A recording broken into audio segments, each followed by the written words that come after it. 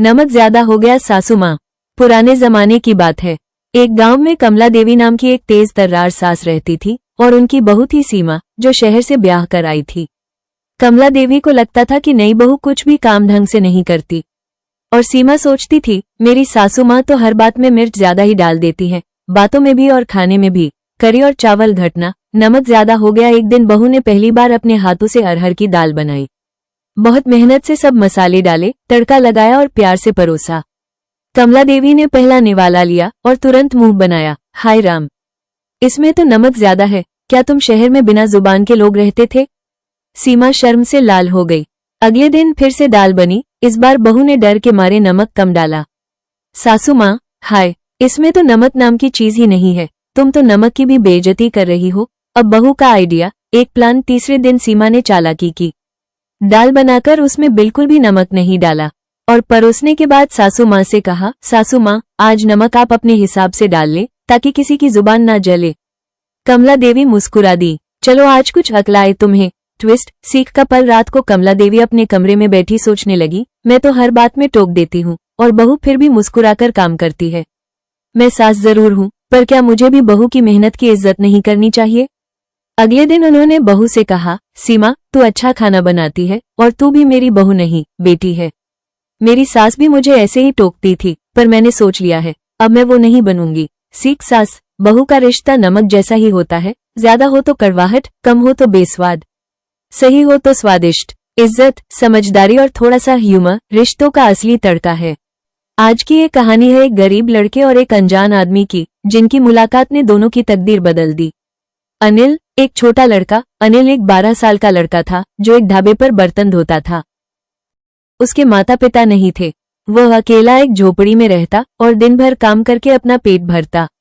लेकिन उसके भीतर एक खासियत थी, वो हर किसी की मदद करने को तैयार रहता, बिना किसी स्वार्थ के।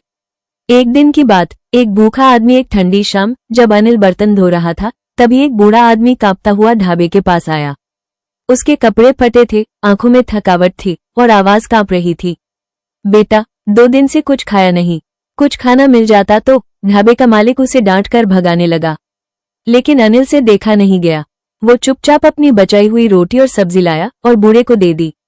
बूढ़े आदमी की आंखों में आंसू थे। बेटा, तूने आज मुझे खाना ही नहीं, जिंदगी दी है। भगवान तुझे बहुत देगा। अनिल मुस्कुरा दिया और फिर अपने काम में लग गया। कुछ साल बाद समय बीता। अनिल ने धीरे धीरे पढ़ाई पूरी की और फिर एक छोटी सी नौकरी पकड़ी। एक दिन उसे एक बड़ी कंपनी में इंटरव्यू के लिए बुलाया गया। वो घबराया हुआ ऑफिस में दाखिल हुआ और जब इंटरव्यू लेने वाला शख्स आया तो वो वही बूढ़ा आदमी था जो कभी भूखा था, लेकिन अब वो कंपनी का मालिक था। वो अनिल को देखते ही पहचान गया और भावुक हो गया। तूने उस दिन मुझे बचाया था, आज मेरी बारी है। बिना किसी सवाल के अनिल को नौकरी मिल गई और कुछ ही सालों में वो कंपनी का सबसे भरोसेमंद अधिकारी बन गया। सीख, नैतिक शिक्षा। कभी किसी को छोटा मत समझो और कभी मदद करने से पीछे मत हटो। जो दिल से मदद करता है उसे ऊपर वाला कभी खाली नहीं लौटाता। पकोड़े किसके अच्छे? जब सास बहू की किचन वॉर ने परिवार को हंसने पर मजबूर कर दिया। मोहल्ले में शांता देवी नाम की एक सास रहती थी, तानों की रानी और किचन की महारानी, और उनकी बहू थी मधु, जो हर बात में परफेक्ट थी। बस सासू माँ को छोड़कर कोई मानता नहीं था। घटना, पकोड़े युद्ध शुरू। एक दिन रविवार की दोपहर थी, सब लोग घर पर थे।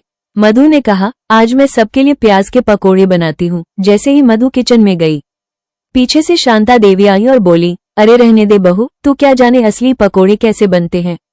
मैंने तो राजा महाराजाओं को खिलाए हैं। मधु मुस्कराई लेकिन चुप रही।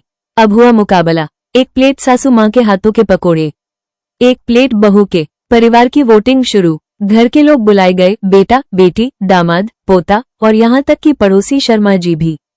सबने खाया और फिर चुप हो गए। शर्मा जी बोले, दोनों ही पकोड़े इतने स्वादिष्ट हैं कि हम तो रोज आना शुरू कर देंगे। लेकिन फिर पोते चिंटू ने कहा, मुझे मम्मी के पकोड़े पसंद आए, क्योंकि उसमें मम्मी का प्यार था। और फिर पति ने धीरे से कान में कहा, और मम्मी जी के पकोड़े में गुस्सा था। ट्विस्ट, किचन युद्ध का अंत। सासू माँ पहले तो थोड़ा नाराज हुई, लेकिन फिर खुद भी हंस पड़ी। उन्होंने मधु से कहा, चल बहू, आज से पकोड़े तू बना, मैं तेरा टेस्ट करूंगी और ताना नहीं दूंगी। सीख, नैतिक संदेश। रसोई घर में अगर प्यार हो तो हर पकवान स्वादिष्ट लगता है। सास बहू का रिश्ता प्रतियोगिता नहीं, साझेदारी है। ऐसे ही मजेदार कहानी देखने के लिए मेरे चैनल को लाइक सब्सक्राइब करना ना भूलें। मिलते हैं दूसरी कहानी में।